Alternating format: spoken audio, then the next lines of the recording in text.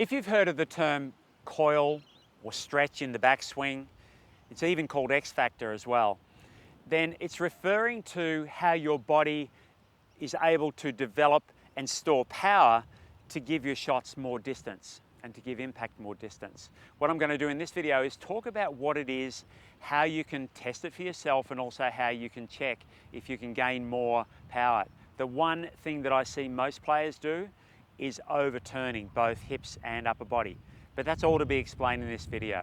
Hi, I'm Peter Knight. I've created this channel, Peter Knight Golf, to help you become the best golfer you can be. And if you hit the subscribe button and the grey bell notification icon, then you'll receive a video from me every week to help you become the best you can. So many players I see trying to gain extra distance turn their body much more than what is an efficient movement or an efficient range of movement.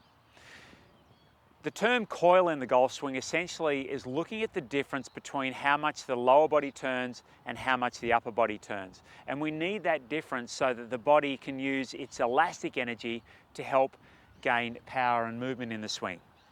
So if I hold these two alignment rods, one against my hips, one against my upper body, at address, they're both square to one another. As soon as I begin my backswing and have my upper body moving differently to my lower body, there is a sense of coiling because my body's not the same. If, however, and this is very common, I start my backswing with my hips and my shoulders turning together, so they've actually turned the same amount, there's zero coil. So there's nothing that I can use to help me to develop power in the swing. So when I swing the club back, I want to have my upper body turning roughly double the amount that my lower body turns. Now, depending on your range of movement, your flexibility through hip joints, through your spine, that may or may not be achievable. For some players with a huge amount of mobility through their spine, they can actually turn their spine a lot with very little hip turn. Other players where the spine is less mobile will actually need more hip turn in order to achieve that coil. But one of the things that you can do, almost to test it, is to swing the club back and go as far as you can without moving your hips at all. So if I start my backswing to here, I can get my upper body to have turned this far without my lower body turning. If I move my upper body any more, my lower body can't remain stationary and it will begin to turn. So you can practice that movement, and as I did that, I could feel through here quite a bit of stretch, and it's that stretch that's going to help me to develop power. Now there's a little bit more to coil because when I set myself up, my feet are in contact with the ground, and as I'm turning my body, there is some feel of coil or some feel of resistance to that movement through my feet. If I was standing on ice, for example, as soon as I turned my body, my feet would slip around, and I wouldn't have that feeling of resistance, which is actually going to enable me to move correctly. So when I swing the club back, I'm going to have only a small amount of leg movement. When I say a small amount, again, that's going to vary according to the flexibility that players have through ankles and knees and hips.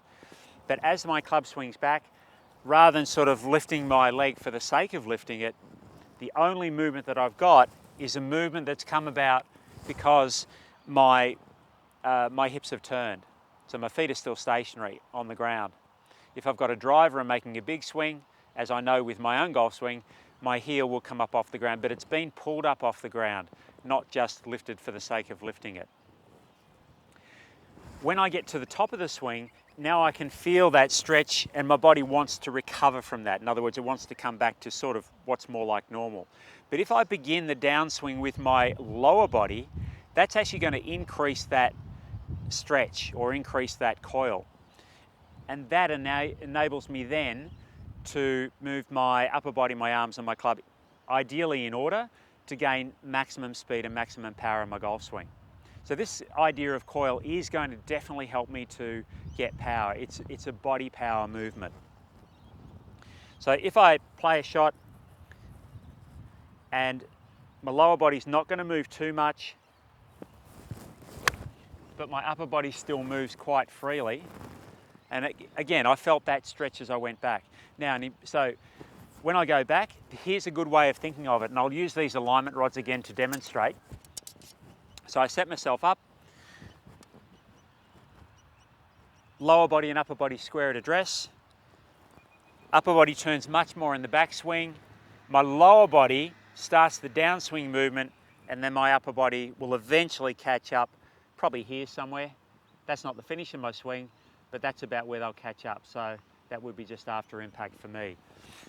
Practice that movement, test and see what range you can get, even without hitting a golf ball, so you're not stressing your body too much. And you may find that you're actually overturning your hips, which is very, very common. If that's the case, then reducing your hip movement a little bit, which may in turn reduce your upper body a little bit, but if it gains that coil, it'll also give you a lot more power and control.